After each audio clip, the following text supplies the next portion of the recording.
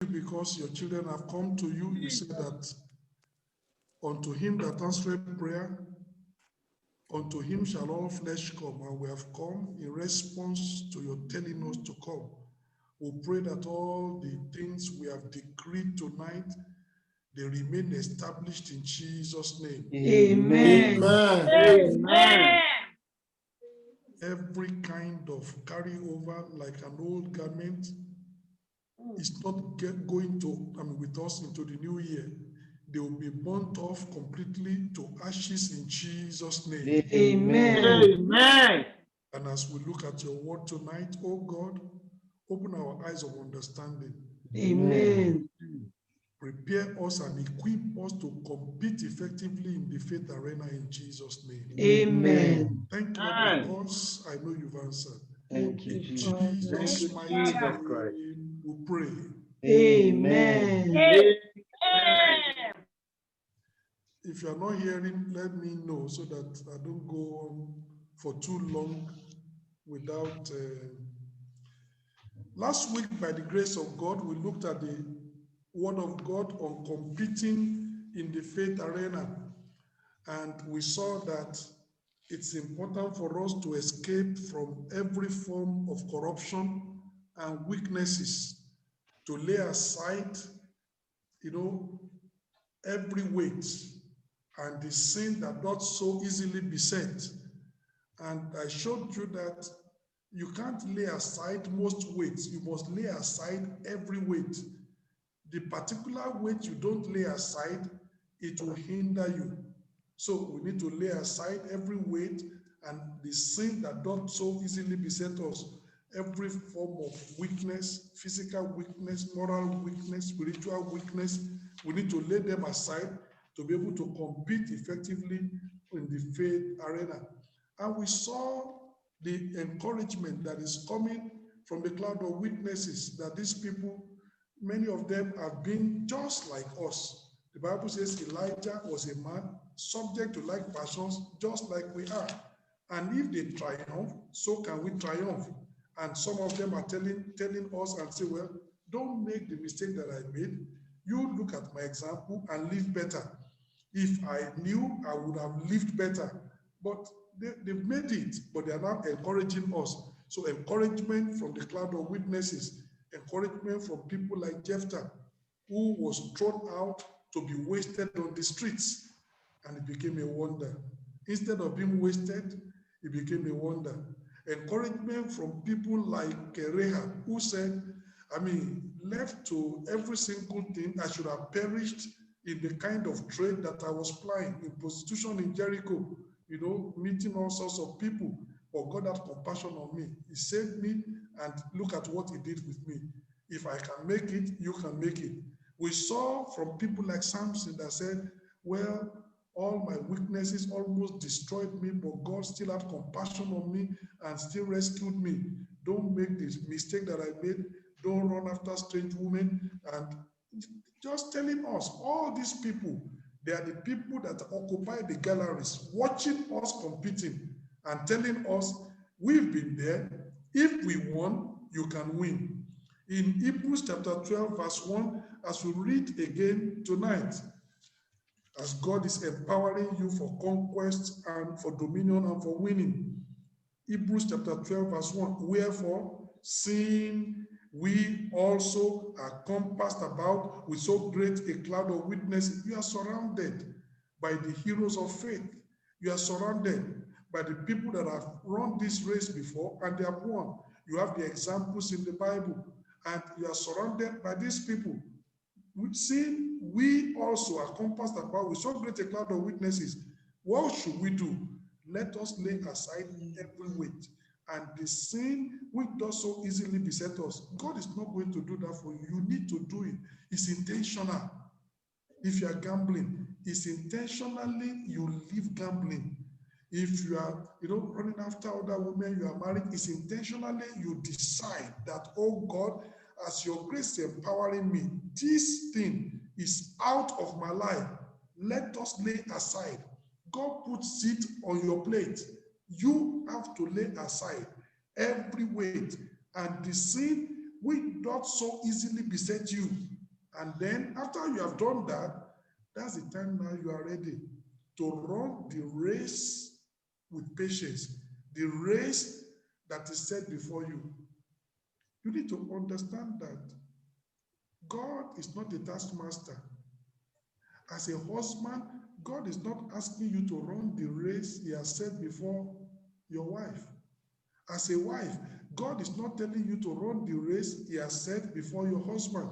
Each person must run the race that has been set before him.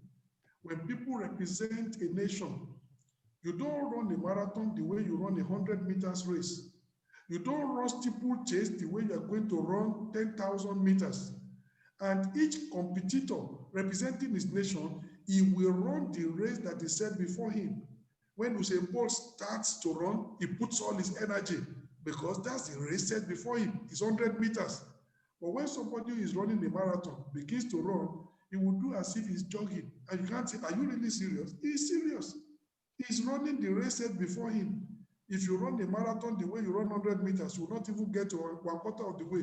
You will faint by the wayside. Marathon is 26 miles. 100 meters is only 100 meters. So you can put all your energy and just blast it. But for marathon, you need to conserve energy. Stamina is important and you need to pace yourself. So each person, the way they run is different, but they are running the race set before them. So you need to understand. The Bible says, let us run the race that is set before us. You need to run the race that has been set before you. Don't use somebody else's standard to judge yourself. Don't use somebody else's standard to compare yourself. You run the race that God has set before you, and it may be different from the race that has been set before somebody else. You know, it's like an evangelist cannot operate like a pastor. An evangelist can fast and pray. You know, most evangelists, you know what they do? Evangelists, because they are in this city this month, they will preach 5 messages. They will fast to back up those messages. Then they go to another place. They will repeat the same messages. They just fast and pray. So as a pastor, you can't do that. Eventually, your congregation will have constipation. They will tell you that we ate it by yesterday and you brought it today again and we ate it last week. Is there no change? Oh, you must bring new messages because the pastoral life is completely different from the life of the evangelist. The pastor is meeting the same set of people every week. I meet you on Wednesday, I meet you on Thursday, I meet you on Sunday. How can I give you everything? But the evangelist is moving from place to place. He's running the race set before him. If he has 5 sermons for the entire year, it may be sufficient because he's moving from place to place. When he's going to preach that sermon this weekend, the people they have not heard, they don't know he has preached it in 3 other places. You know, he just fasts and prays and backs it up. The pastor cannot. The pastor is meeting the same people every week. Or they will get tired. So each one must run the race that is set before him. So if a pastor wants to run his life like the life of the evangelist, it will not be effective. I pray the Lord himself will help us in Jesus' name. Amen. So you need to understand what is the race set before you and then run according to that. Athletes bring a lot of qualities to the track in order to win and outdistance the competition. They bring strength, they bring stamina, they bring focus, they bring endurance, they bring discipline, because no single quality can win the crown. No, you need all of them. If somebody is disciplined but he has no endurance, he can't win. If somebody has endurance but is not disciplined enough to stay on track and then he crosses over when he ought not to cross over, they will disqualify him. You need all these qualities. You need the strength, you need the stamina, you need the focus, you need the endurance, you need the discipline. It puts everything together to be able to win the crown. And if you are going to compete in the faith arena also, we need to exhibit a lot of qualities. To win in the faith arena, you need a lot of qualities. And I'm looking at some of those qualities tonight. Number 1, you need faith and patience. Number 2, you need faithfulness and purity. Number 3, you need foresight and prudence. Number 4, you need focus. You know, some people do not get what God wants them to get. They're only manifesting faith. Do you realize that Hebrews chapter 11 and even coming into chapter 12 is talking about faith? And yet it says, run with patience the race that is set before you. Faith is essential, but it's not sufficient. You must join that faith with patience. It's talking about faith. It's talking about heroes of faith. It's talking about the author and the finisher of our faith. But he says you need patience also. Run with patience the race that is set before us. So that's important. Hebrews chapter 12 tells us that let us run with patience the race that is set before us. Hebrews chapter 6 in verse 12. See how faith and patience are essential for you to win the crown. Essential for you to run the race and become a champion. Hebrews chapter 6 in verse 12. It says that he be not slothful. You see there again, don't be slothful. But the followers of them, how did they inherit the promises? Who through faith and patience. Not faith alone, not patience alone, but faith and patience inherit the promises. My brethren, we need to understand, we need those two. There are many people, they are manifesting faith, but nothing is happening because they are not patient. They are not patiently waiting for God to inherit the promises. But you see, when the Bible says that, be not slothful, but followers of them who through faith and patience inherit the promises, you know, to help us many times, because many times God gives you an exhortation, but it's difficult for you to understand the exhortation, but it follows the exhortation with an example. Many times we can relate with the example. And here you find Hebrews chapter 6 verse 12 is an exhortation. It says, faith and patience is needed, they are needed to win, to inherit the promises. But immediately, he gave you an example of somebody who through faith and patience has inherited promises. In verse 13, for when God made promise to Abraham, because he could swear by no greater, he swore by himself, saying, surely blessing I will bless thee, and multiplying I will multiply thee. And so, after he had patiently endured, he obtained the promise. So, verse 12 gives you an exhortation. Verses 13 to 15 gives you an example.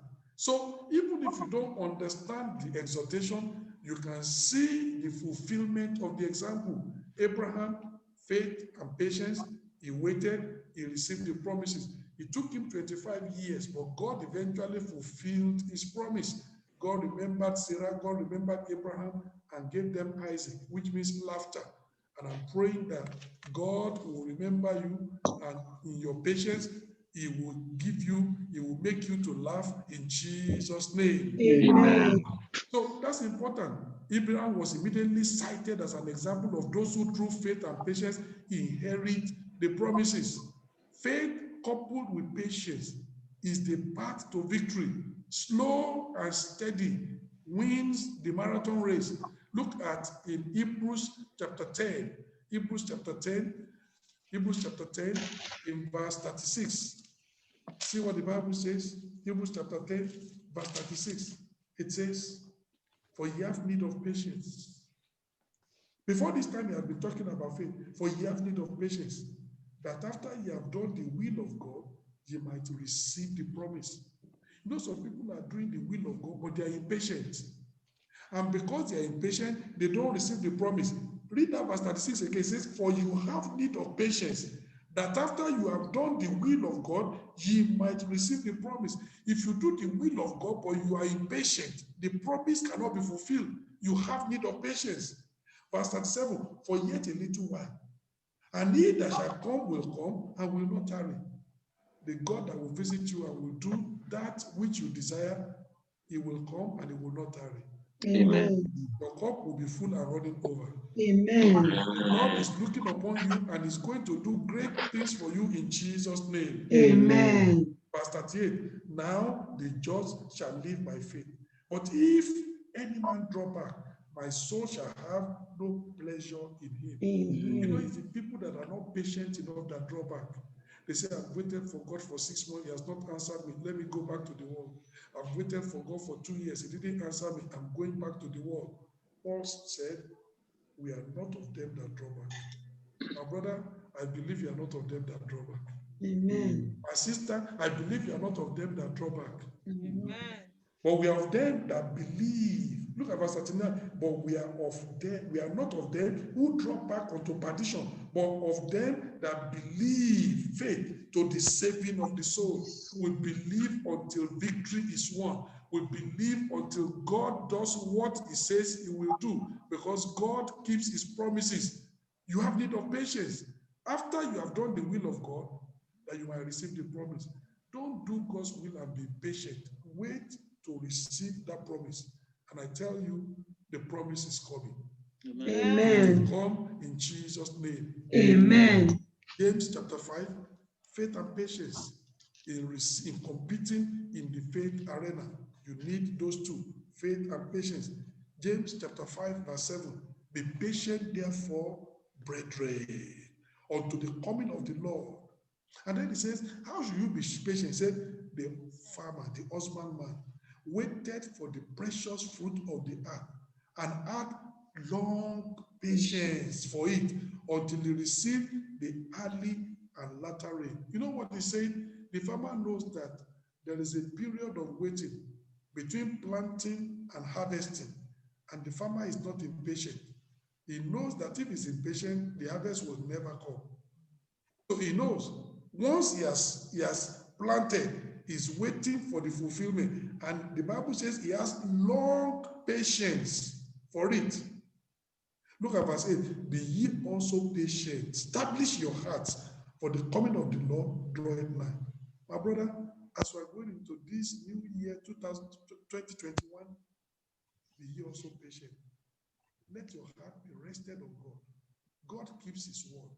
God says what he means. God means what he says.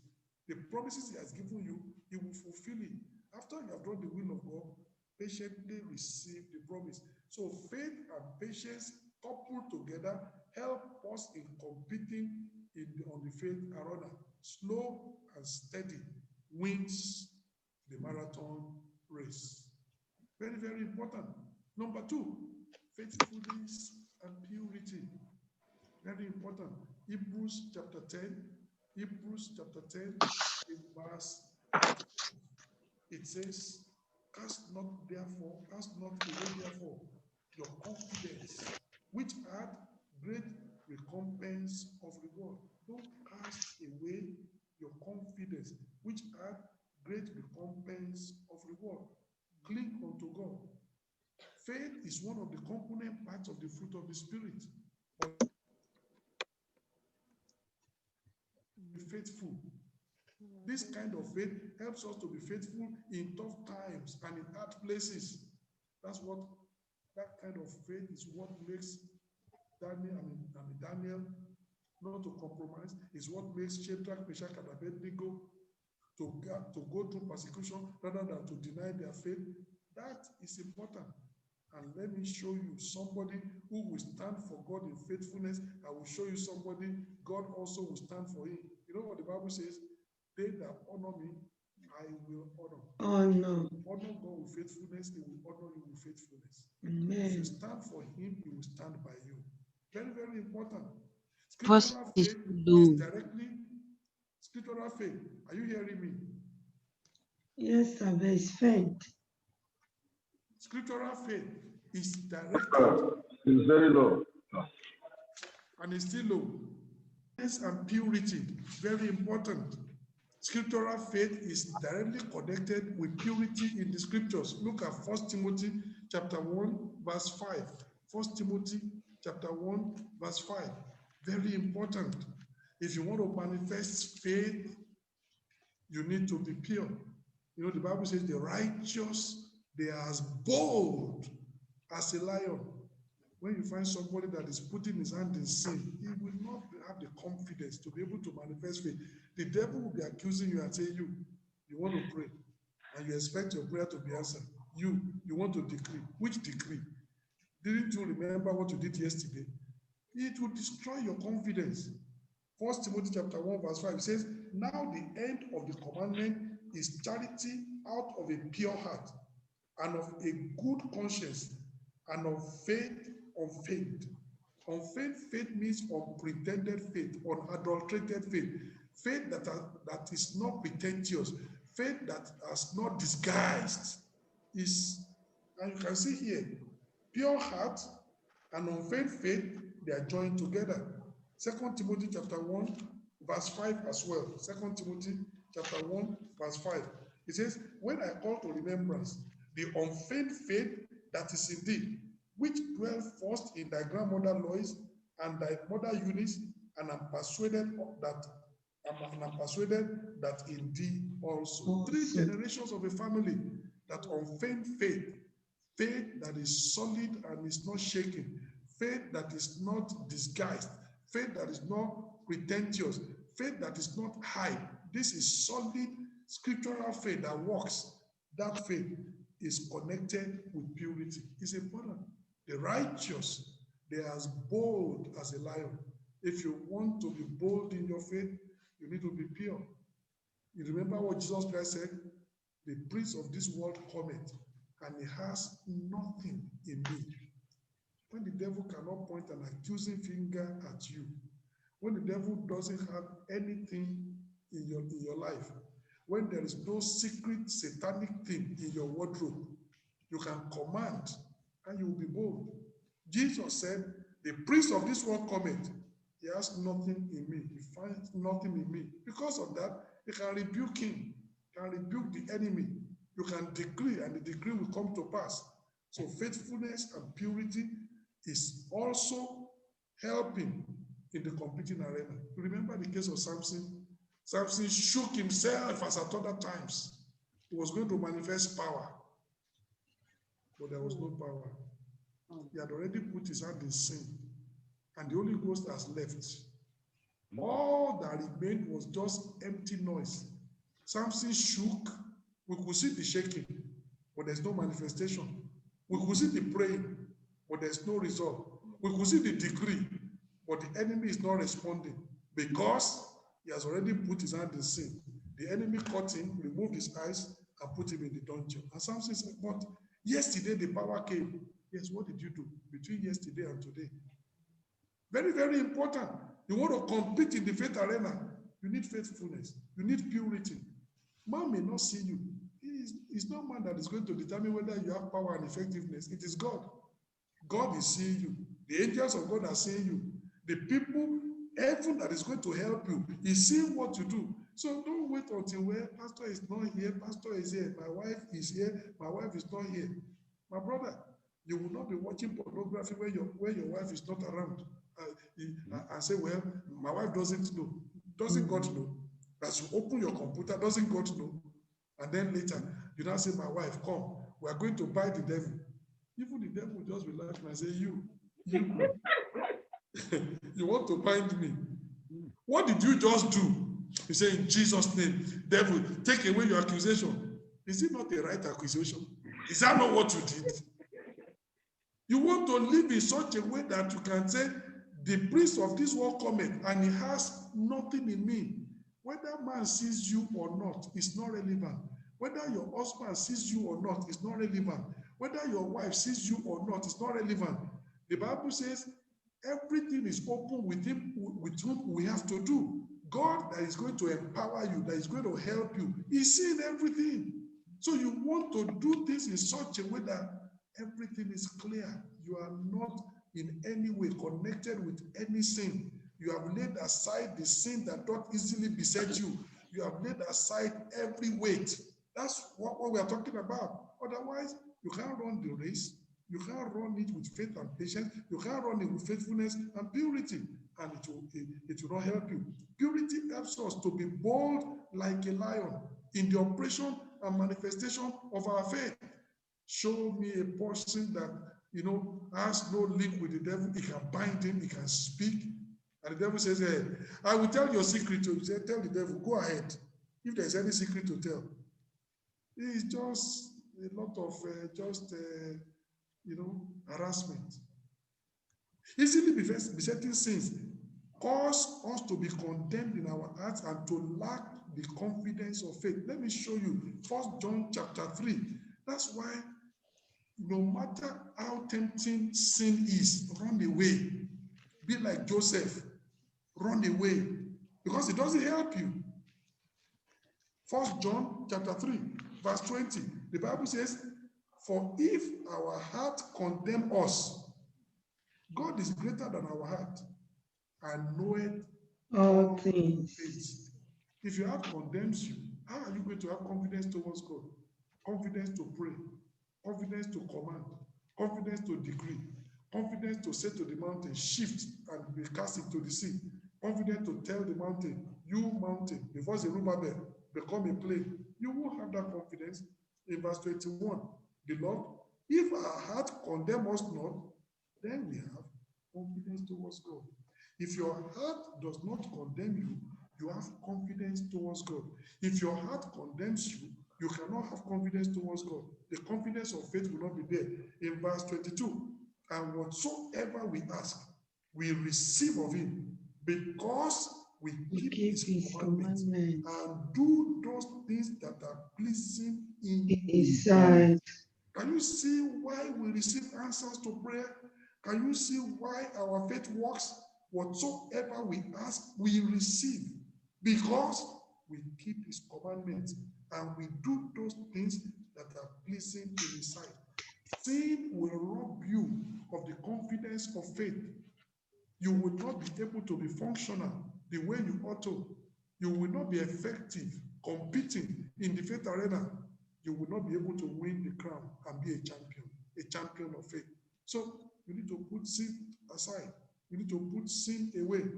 In Ephesians chapter 3, verse 12. Ephesians chapter 3, verse 12. See what the scripture says. Ephesians chapter 3, verse 12.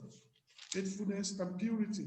It says, in whom we have boldness and access with confidence by the faith of him. You need the confidence of faith. You know, and it's important. And there is no way you can put your hand in sin and have the confidence of faith. It doesn't happen. Your conscience will be condemning you. The devil will be condemning you. And the devil will tell you, if you rebuke me again, I will deal with you. You will shake. Because you know what you have done. But here the Bible says, in whom we have boldness and access with confidence by the faith of him. When you are living in purity, you are living in faithfulness, you can have the confidence of faith. You can decree. You can be bold. You know, the Bible says the righteous, they are as bold as a lion. You can tell Goliath, you come to me with a shield, with a sword, with a spear. But I come to you in the name of the Lord of hosts. Today, I will kill you. Confidence of faith. Confidence of faith. I pray that the Lord will help you to manifest this confidence of faith and win the victory every time in Jesus' name. Amen.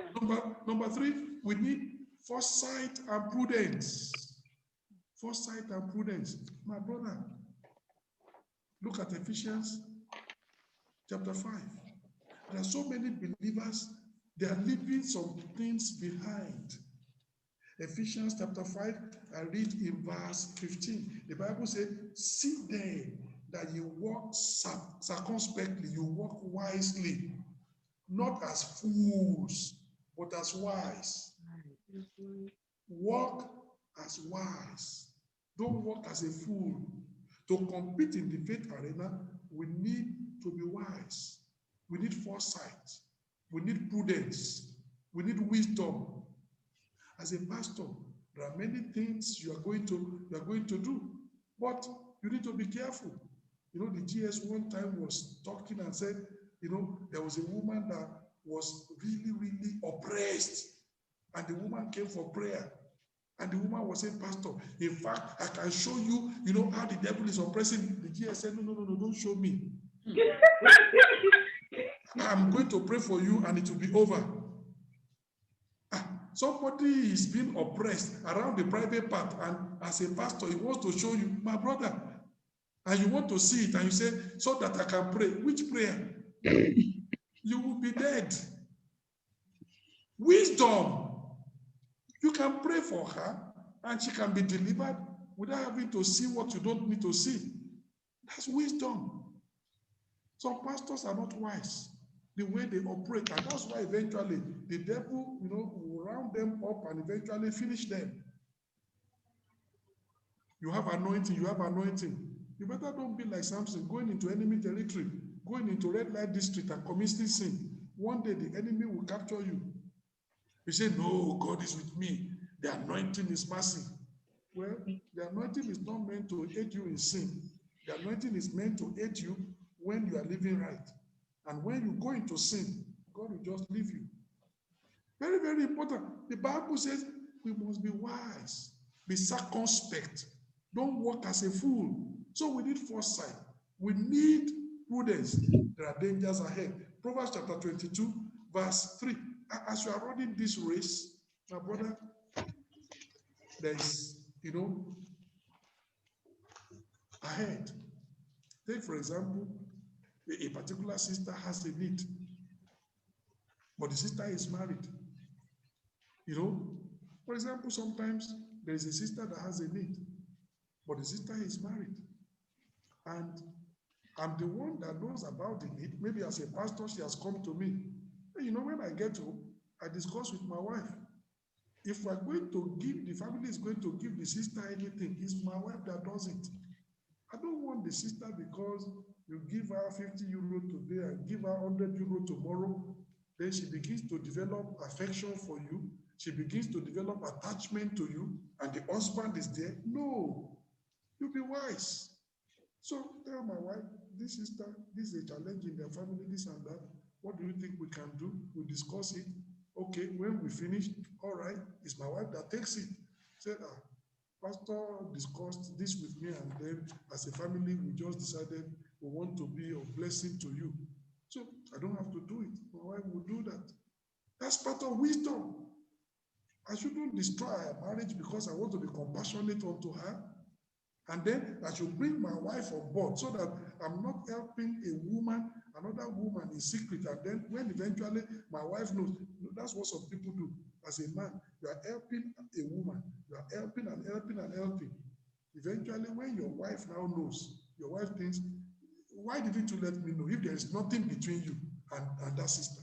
And there is nothing between you. You just put your house in jeopardy. And then you say the devil, no, it's not the devil. My brother, you have acted foolishly. You have not been wise. In your running your race of faith, you have not been wise. You need to be wise. The Bible says, be wise. Proverbs chapter 22, verse 3. A prudent man foreseeth the evil and hideth himself. But the simple, it's not talking about somebody that is just simple. It's talking about the foolish person, and they are punished. You can suffer unnecessarily if you are not wise, if you are not smart, if you are not prudent. It says you need foresight to be able to see ahead, dangers ahead, and to be able to avoid it. You don't want somebody to develop an affection that should not be developed for you. And yet you should still help. But there is a way to help that the help does not lead to anybody developing an attachment for you. The help does not undermine your marriage. Very, very important. Be transparent. You want to help, let your wife know. Let your husband know. Don't keep this secret, because the day he or she knows, it will seem as if you don't want me to know because there is something between the two of you. And there might not be anything between the two of you, but it will be affecting your marriage. I pray that you will understand. Be circumspect. Run with wisdom. Don't run. Don't compete as a fool. I pray the Lord will help us in Jesus' name. Amen. Dangers lie ahead as we run the race. But foresight will help us to avoid the traps of the enemy and avert the dangers that are ahead. There are traps, there are dangers ahead, but you can avoid them. You can avoid them every single time. You can avoid them. Sometimes when the school has vacated, and sometimes my wife has traveled, I'm the only one in the house. I remember many years ago when school has vacated and I'm going to be the only one in the house. And I think Sister Joyce has traveled at that time. And it was only, Christine that is going to be at home. I have to tell Christine, for the time being, if there's nobody around, you go and spend your time with. I sent her to somewhere else. So I was the only person at home. How am I going to be in the whole of Maenza in my house with only a young lady that is not married? Even if there is nothing between me and her, what are people going to be thinking? No. You send that away. Maybe for 1 week. When other people have come and the whole house is full, all right, you can come back. Very, very important. It's part of it. Walk as a wise individual, not as a fool. Run your race with wisdom. Don't create unnecessary problem for yourself. Let your foresight be able to spot dangers ahead and avoid it. I pray the Lord himself will help us in Jesus' name. You know what Jesus Christ said? Amen. Jesus Christ said, be harmless as dove, but be wise as serpents. Serpent. Do you see serpents?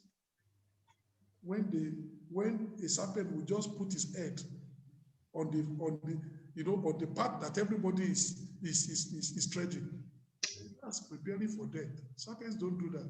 Serpents know how to hide to make sure that people do not step on them.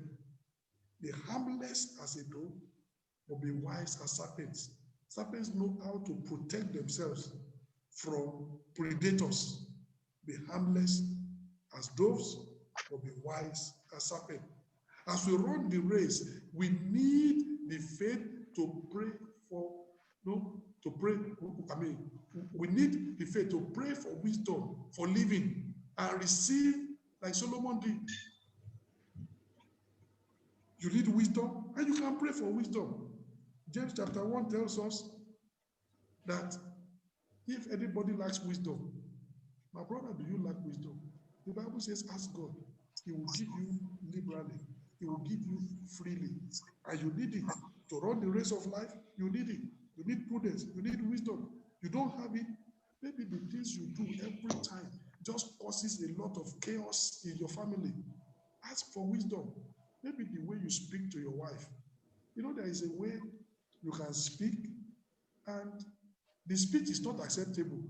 You have said the truth, but the Bible says, speak the truth in love. In love. Some of us will speak the truth and it's so harsh. And the person says that if that is the truth, to hell with you and with your truth, I would rather go to hell. You've not done him well. You have told him the truth, but he's not accepting it. But there is a way you can say the truth in love, and the person considers. And the person says, be praying for me that God will give me the grace to be able to do this truth you have said. That's achieving results. And the same way in the family, sometimes the way you speak to your wife, maybe it's too harsh, maybe it's too aggressive. And that's why the woman is reacting every time. My brother, pray and say, God, give me the wisdom to know how to approach this woman, to know how to speak softly to this woman, to know how to really speak so that she will know that I really care for her, I really love her. God can give you that wisdom to communicate. Also, it may be the wife. Maybe there are problems every time. We are here today, everybody is on Zoom. Maybe before you came to the Zoom, today now you have already fought. And why? How can you be speaking to me like that? All those things that ought not to cause any problems. My sister, then we pray and say, God, help me to know how to speak to my husband so that he doesn't get agitated. And what I've told him is the truth. Yeah, but how did you say it? My sister, how did you communicate it? It can be offensive. So we need that wisdom. And the Bible says, James chapter 1, he that lacks wisdom, ask God. Manifest faith to receive wisdom that will help you in this race, because you need wisdom to help you in this race. James chapter 1 in verse 5, the Bible says, if any of you lack wisdom, let him ask of God. It is not a sin to lack wisdom. It just means that you need wisdom, you don't have it. It is not a sin to lack wisdom. Then the Bible says, ask God that gives to all men liberally, Liberally. and he will not rebuke you. He will not upbraid you. He will not say, why didn't you have wisdom in the first place? God will not do that. And the Bible says, and it shall be given him. He will give you. But let him ask in faith, In faith. nothing wavering. For he that wavereth is like a wave of the sea, driven with the wind and tossed. For let not that man think that he shall receive anything of the Lord. If you are asking in unbelief, with wavering, with doubt, you won't receive. But if you ask in faith, God will give it unto you. And then you have wisdom to be able to do things. You know, even when I was 16 years old, 18 years old, I was settling quarrels between people who are couples. Some of them will be 40 years old, 35 years old, husband and wife. Some of them will be 35 years old and 33 years old, husband and wife. And I was 18. God just gave me wisdom. After I was born again, God gave me wisdom. And they want to listen to you. As a young boy, you are telling them how to live. And you are not yet married. But the solution you are giving them, the solution works. Very, very important. Ask God to give you wisdom, he will give you, and you need it. If any lack wisdom, ask God. And it's still available. What did Solomon do? When they made Solomon king, God told Solomon, said, ask anything you want. And Solomon said, God, there's only one thing I want. I want wisdom to know how to administer this your people. They can be crafty, they can be stubborn, they can be very, difficult to deal with. Oh God, give me wisdom to deal with them. You know what God said? God was so happy. God said, you didn't ask for me to kill your enemies. You didn't ask me to give you long life. You didn't ask me to give you money. You didn't ask me to give you wives. You didn't ask me to give you land. God said, you only ask for wisdom. In fact, I will give you wisdom that nobody will ever have that kind of level of wisdom. But in addition, I give you wealth. I give you this. I give you that. God added all the others. Have you read in Proverbs? If you have wisdom, you're likely to have every single thing. Wisdom will bring you almost everything you need in life. That's why the Bible says wisdom is the principal. Therefore, get wisdom. Solomon got wisdom and he brought every other thing. And God said, no, you know what is the principal thing, you know what is priority. Do you see the first case they brought to Solomon? In the years when there is no medical, we cannot do DNA, 2 women brought their children. One was dead, another one was alive. And nobody was claiming the dead child. The 2 of them were claiming the living child. And Solomon said, how can the 2 of you be claiming the living child? It's mine. No, it's mine. No, this child is mine. She slept on her own. She killed her own. No, she killed her own. None of them want the dead child. The 2 of them want the living child. If it's today now, we do DNA. DNA will just say, A is the owner. We'll give it. But in those years, there was no DNA. How are you going to know? God gave Solomon wisdom. And Solomon said, all right, I know what to do. None of you want the dead child. Both of you want the living child. I know what to do. I will cut the dead child into half. I will give you half of the dead and give you also half of the dead. And I will cut the living child also into 2. I will give you half of the living and I will give you also half of the living. When you cut a living child into 2, are you going to have half living? No, sir. It dies. But Solomon said, I'll give you half of the dead and half of the living. You also, you get half of the dead and half of the living. Case finished. The woman whose child is the dead child, who is saying, I cannot have my own child has gone and this one will have a child. No. He said, yes, in fact, King, that's exactly what to do. Give me half of the living and half of the dead. Give her half of the living and half of the dead. Solomon said, give this woman the living child. This is the woman with the living. You have no compassion. You are the owner of the dead child. Go with your dead child. The Bible says, Israel was shocked at that kind of wisdom. Say, wow. Wisdom. And God will give us that kind of wisdom in Jesus' name. Amen. You know, the story was told of an old man.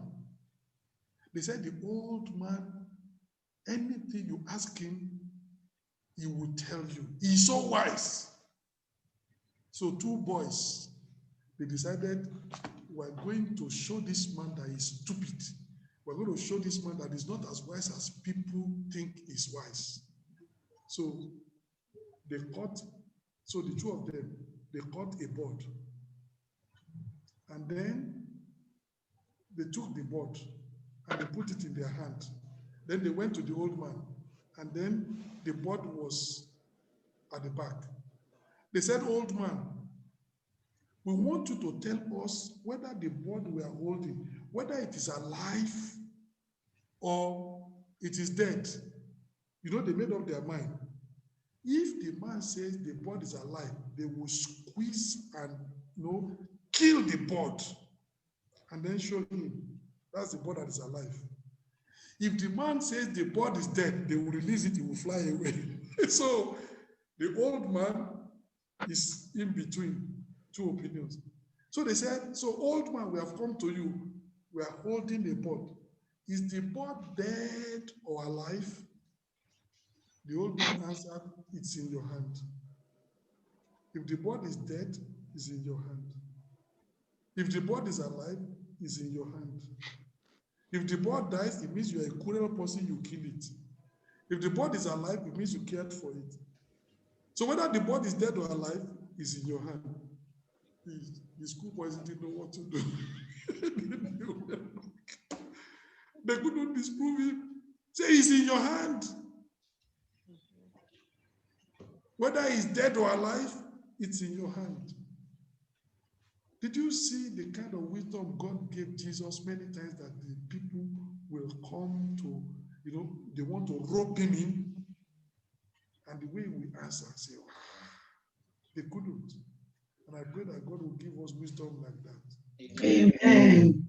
To walk this pathway of faith, the enemy wants to trap you, but you have so much wisdom, you can spot the trap ahead and avoid it. The enemy digs a hole for you to fall in, but you can see the hole ahead. You avoid it. And the enemy does every single thing. God gives you so much wisdom that he's not able to do what he has planned. You get to the pearly gates, pure, bold, in faith, courageous, victorious, in Jesus' name. Amen. So we can pray for faith. We can manifest faith for wisdom for living, and to receive wisdom just like Solomon did. We are enjoined to walk circumspectly, not as fools, but as wise. Walk circumspectly. Look at 1 Samuel chapter 18. Let me show you. You know, Saul was afraid of David. You know why? Let me show you why. And you know, people can be very afraid of you if you are very wise. People don't know what is in your mind. They don't know what you are capable of doing. They can't treat you anyhow. 1 Samuel chapter 18. Let me show you. In verses 14 and 15. 1 Samuel chapter 18, verse 14. And David behaved himself wisely in all his ways. Not in just some ways, in all his ways. And the Lord was with him. Wherefore, when Saul saw that he behaved himself very wisely, he was afraid of him. That's the king. David is only 17 years old. Saul was afraid of David. Afraid of David. Because David behaved himself wisely. He didn't know. He knew. And if you look at it, all the traps he set for David, David never fell into any one of them. He never fell into any one of Saul's traps. And Saul knew that this man is going to be very difficult to catch him. Saul was afraid of David. My brethren, let's behave ourselves wisely. That makes the world to be afraid of us. Even that makes the devil to be wary of us.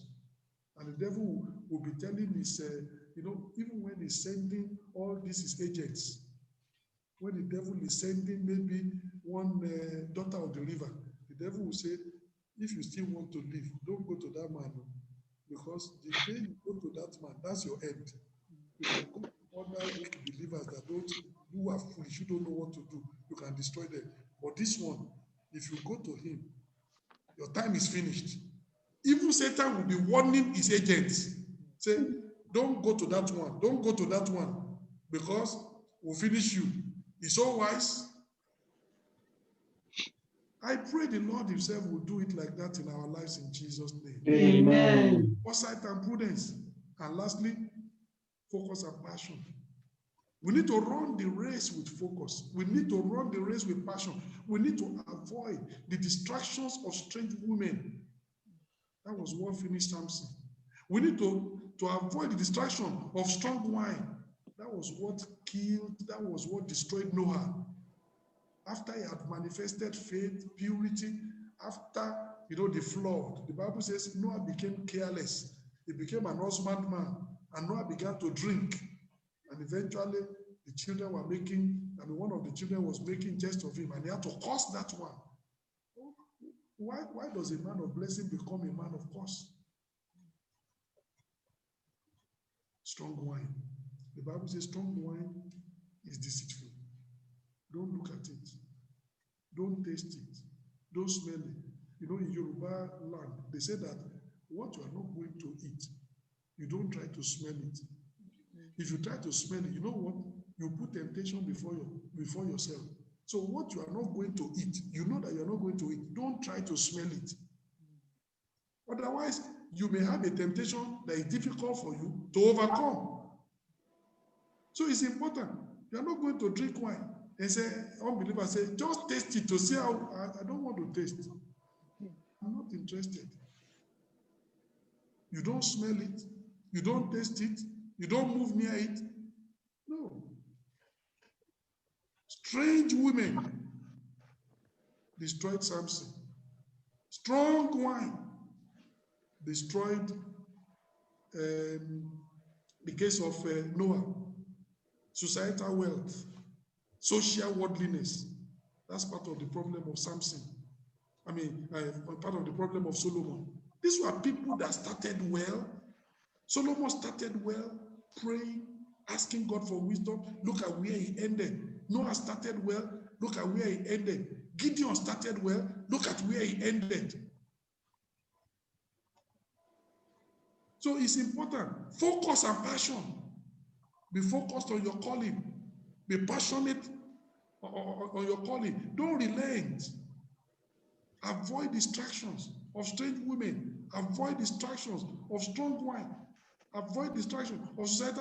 When God blesses you with wealth, don't let it get into your head. No. Money is, the benefit of money is what it can do for people. The value it can add to lives. Beyond that, it has no value. Don't let it get into your head. Otherwise, it will lead you astray. Social worldliness. Don't want to be at par with the world. You want to be known by everybody. They want to do birthday. You are the MC. They want to do funeral. You are the super MC. They want to do wedding. You are the super MC. My brother, did they ever give you all those titles? You will go astray. You want to be the person in the know, in the society. No, you are better things than that. Don't let social worldliness finish you. Just be cool and calm. Just enjoy God. Like Paul, we need to live with purpose and goal, never fighting as one beating the air. We need to be focused on our assignment and the ultimate prize. You know what Paul said? He said, this one thing I do, forgetting the things that are behind, I reach forth unto the prize of the high calling of God in Christ Jesus. Paul was focused. Let us be focused. Be focused on your calling. You want to run this race. Paul said, I've fought a good fight and I've kept the faith. Now I'm ready for my prize. He was focused. He focused like Elijah. We need to, Elijah, when God asked him, Elijah, what are you doing? Elijah said, I've been jealous for the glory of God. The children of Israel, they have killed all your prophets and they want to kill me also. He was jealous for God. He's jealous for the glory of God. Serve God with passion. Serve God with fervency. Serve God, with enthusiasm. Serve God with focus. All this kind of Christianity that is so lukewarm. Let's throw it away. As we go into year 2021, I want to see your focus. Amen. I want to see your passion. Amen. You are running after God. Just like the psalmist said, as the heart pants after the water brooks, so doth my heart pants after you, oh God. You are running after God. Panting after God. Passionate for righteousness. Passionate for God's goodness. Passionate for God's glory. You are passionate. Focus. Passion. That's how to run the race. You see people who run for Olympic, they are passionate about their game. They are passionate about their race. You see them jumping up and down. They are ready. You can't win the gold medal without having passion. It runs in your blood. You are consumed by it. 5 a.m. in the morning, they are up running, training, because they want Olympic passion, an Olympic gold. They are passionate about it. They will train, they will do every single thing. That's what athletes do. They are focused, they are passionate about their game. My brethren, we need to also be. We are running a race.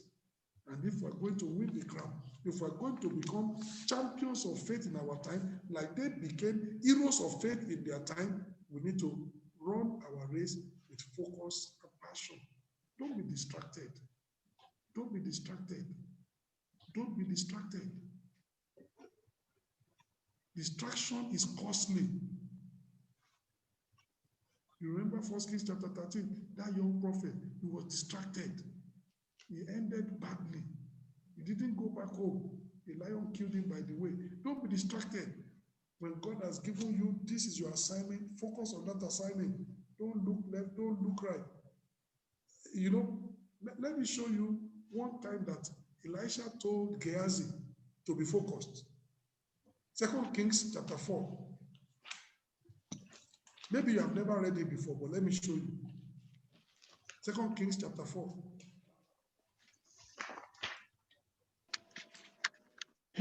Verse 29. 2 Kings chapter 4, verse 29. Then he said to Gehazi, gird up thy loins, and take my staff in thy hand, and go thy way. If thou meet any man, salute him not. And if any salute thee, answer him not again, and lay my staff upon the face of the child. It's not that Elisha was not telling Gehazi to be antisocial. What he was just saying is that the task at hand requires complete and total focus. As you are going, if anybody greets you, don't waste time standing there and greeting them. And the greeting in Israel at that time is like the greeting in Africa. When somebody meets you, they will ask you, I've not seen you for a long time. How are you? Say, I'm fine. How is your husband? Fine. How are the children? Fine. How is the cat? Fine. And the goat, and the sheep, and the cow, and the hen in the house. 5 minutes has already gone. Elisha said, my friend, if anybody salutes you, don't answer again. Don't salute anybody. And if anybody don't, run to that place. Go and put my focus. He's not telling him to be antisocial. He's just saying the task at hand is so serious. Just go and do it. Don't be distracted by anybody. And my brethren, that's what we need to do. No distraction. If you want the best from God, no distraction.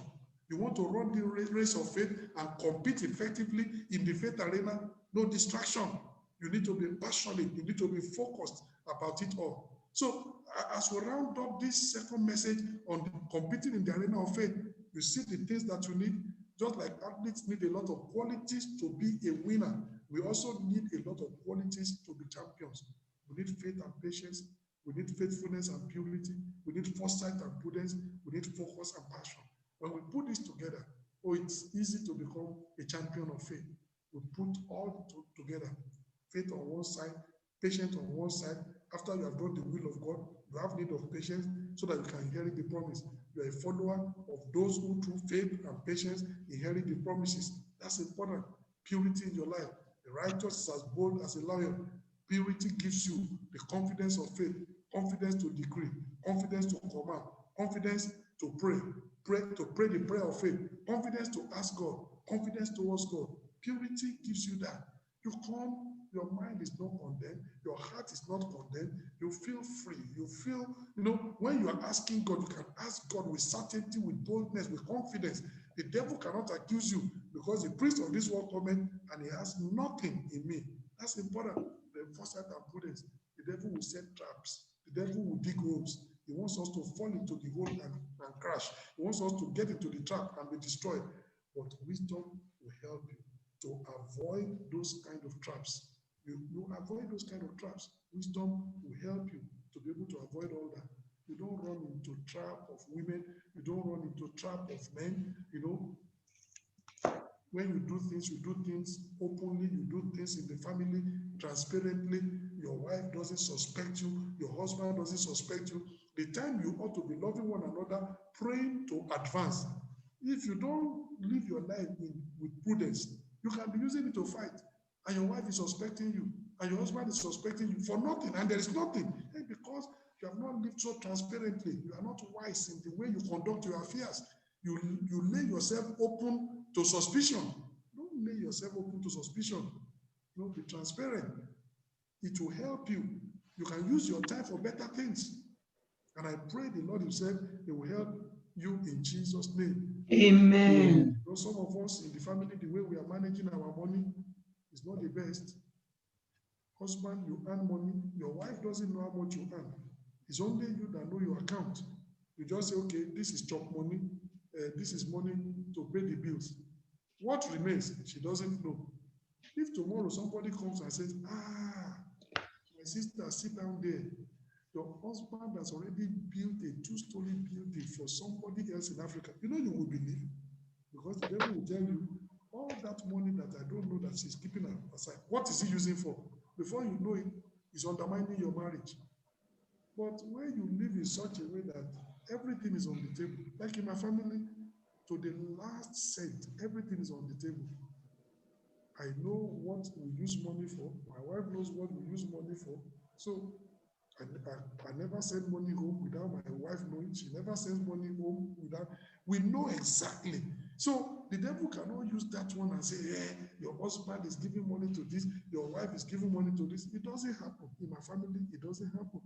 Even if my wife is not around, maybe I give somebody money to help the person. When my wife comes, I tell my wife, I gave this person money.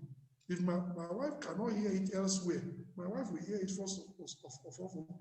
That way, the enemy is not able to come in between the two of you and use money to be creating, chaos every time and fighting and quarreling every time over money. For what? For what? And I'm telling you, almost 30 years of marriage, we don't have any quarrel for one day over money. Everything is on the table. Even my Bancomer card, I don't know the code, is with my wife. Amen? Amen. I don't know the password. The card is with my wife. What am I doing? What are you doing with the account? My brother. Wife cannot know your Bancomer code. What are you keeping there? And he said, Pastor, my wife is foolish. If I allow her access, she will blow all the money. Then teach her money management. It is not locking the account that is the solution. It's teaching her money management. Pray for her to get wisdom so that she will not spend foolishly. Locking the account is not your solution. It will create problem for you. Amen. Amen. These are things we need to understand. The devil uses that one to do a lot of destruction. You have to be you are married to enjoy your marriage. Your marriage should be a fulfilling marriage. You are happy you met your husband. You are happy you met your wife. I tell my wife that, every time I remember the day I met you, I bless God. That's the way it should be, because your life is fulfilled. You say, I thank God for the day I met this woman. She's been a blessing to your life. The Bible says the virtuous woman, that she will do her husband good all the days of his life. That's the way it should be. Not creating a lot of chaos. But if we are not wise, if we don't have foresight, if we don't have prudence, the devil will generate.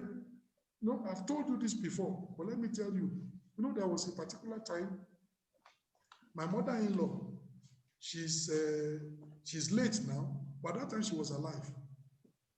She phoned one day, and then I picked up the phone, and then she said, Mr. Akinyemi, how are you? I said, fine, ma'am. And then Mama talked, Mama said, I've come to England. I just came to England to visit. Okay, you are welcome, ma'am. Then Mama said, in fact, my daughter gave me this amount of money. Mr. Akinyemi, how much are you going to give me? I told Mama, it's impossible. My wife will give you money and I don't know. It's not possible. Mama said, so you mean that as an old person like that, like this, I am telling lies? I said, Mama, I didn't say you are telling lies, but I'm telling you what you told me. It cannot be true. You can interpret it the way you want to interpret. I didn't say you are telling lies, so that when you get to Nigeria, you don't go and be telling the family that Mr. Akinyemi said you are telling lies. I didn't say you are telling lies, but I'm saying that what you said my wife did, my wife cannot do. And we talked and talked. So what are you going to give? I said, Mama, we don't do it like that. Even if we're going to give you something, we always discuss it in family. No, my daughter has already given me this amount of money, and eventually we ended. Then, when I phoned my wife later, she was in Manchester at that time. My wife said, I don't even know Mama is in England. We have not talked. I didn't promise her anything. And I'm telling you, we've not spoken. I don't even know that she has come to England. Just as you are speaking now, I've not talked to her. I didn't promise her anything. I've not given her anything. That's how outsiders scatter families.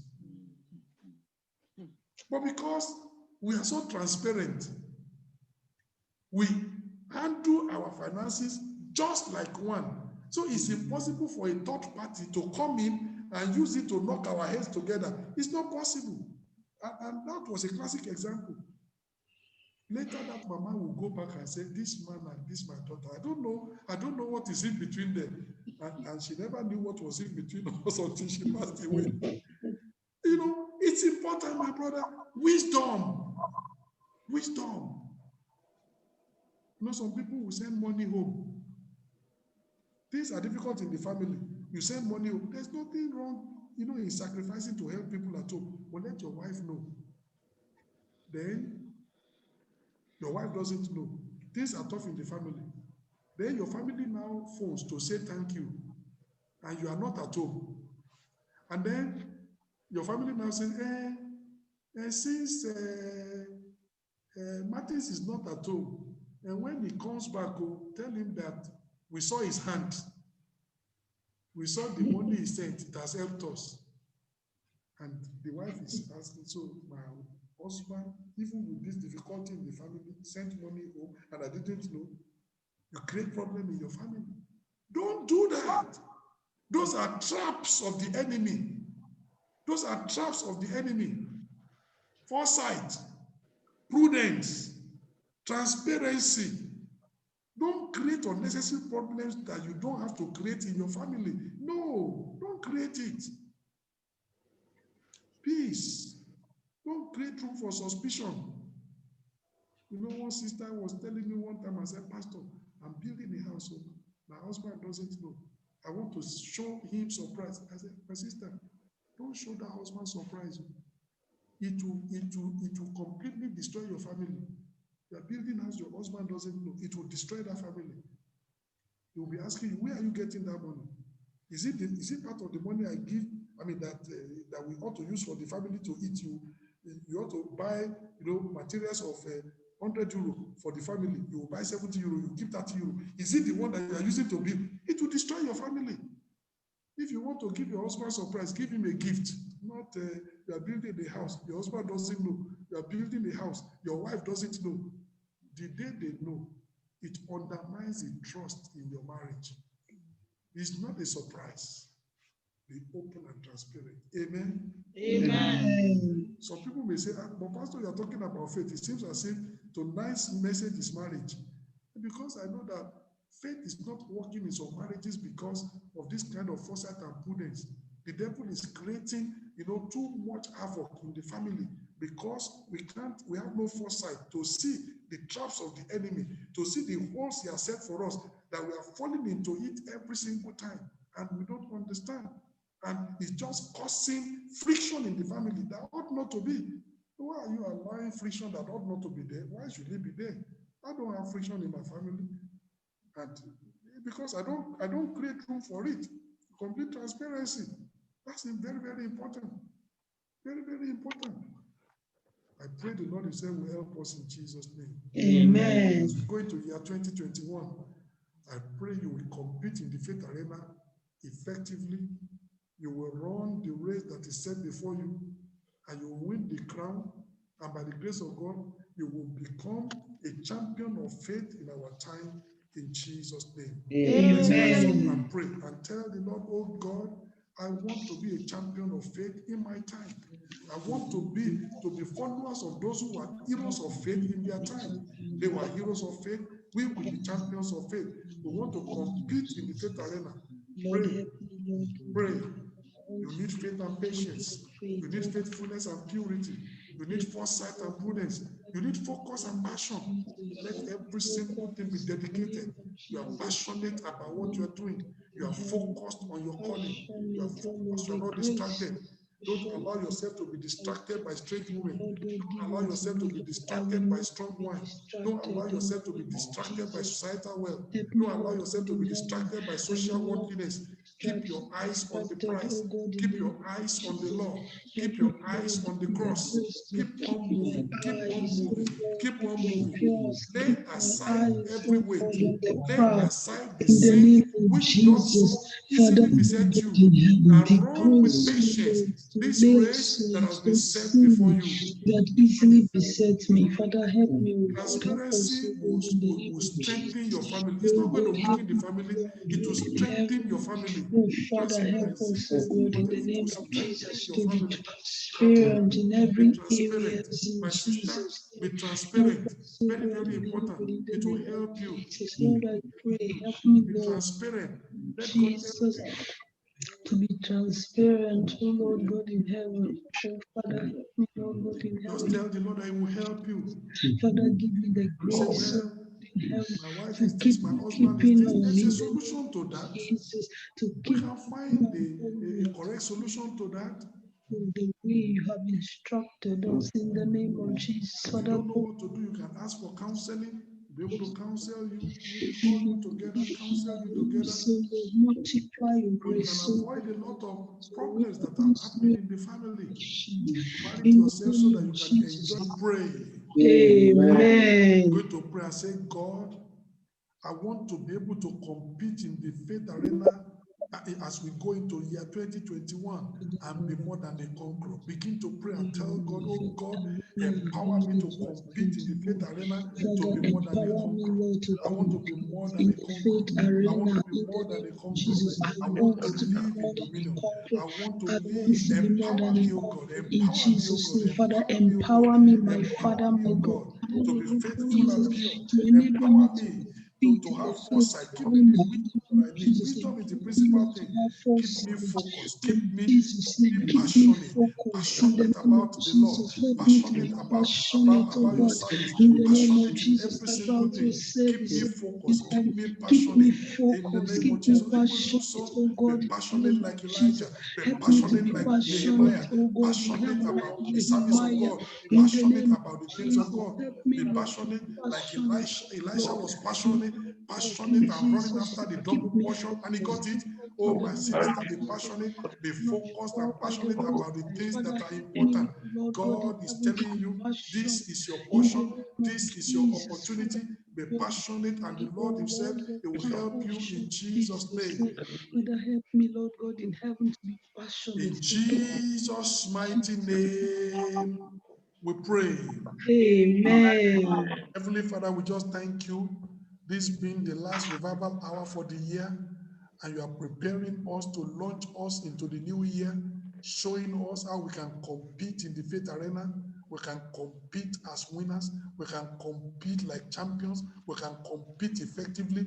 We can run the race and win the prize. Oh God, as we have seen from last week, we need to lay aside every weight. We need to lay aside the sin that does so easily beset us, and we need to run with patience the race that is run and that is set before us. Some of us are running the race with faith, but we are impatient, and because of that, we are not getting results. Some of us, oh Lord, some things are missing, and we need a lot of ingredients. And today we have seen that we need faith, we need patience. Both of them coupled together is what guarantees inheriting the promises. We have seen that confidence or faith is only possible when there's faithfulness and purity. And we have seen also that the devil can set traps. The devil can set, can dig holes for us to fall into and be destroyed. But foresight and prudence will help us to avoid all the traps of the enemy, to avoid all the tripping of the enemy, to avoid falling into the hole that the enemy has dug, and we can be able to run victoriously.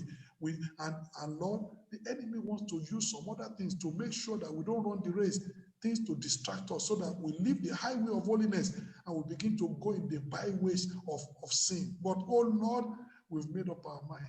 We're going to be focused. We're going to be passionate about our calling. Passionate for your service, passionate for your glory, passionate for holiness, passionate for righteousness, passionate for the things of God, passionate for heaven. Oh Lord, keep us like that in Jesus' name. Amen. We want to thank you for all the things you have done for us throughout this year. And we know that better things are in store for us. Amen. Going into the next year, we are going strong. Amen. We are going with great faith. Amen. We are going with much patience. Amen. And we will inherit a lot of the promises that you have promised us in Jesus' name. Amen. We have been waiting upon God for the fruit of the womb. 2021 is your year. Amen. So in Jesus' name. Amen. Through faith and patience, you will receive your baby in Jesus' name. Amen. For those who have been looking for progress and promotion, through faith and patience, you will inherit in Jesus' name. Amen. The zeal of the Lord of hosts will perform it. Amen. Dominion and victory will be our constant experience as we go into the new year in Jesus' name. Amen. Thank you, Lord, because we know you've answered. Thank you, Father. In Jesus' mighty name, I pray. Amen.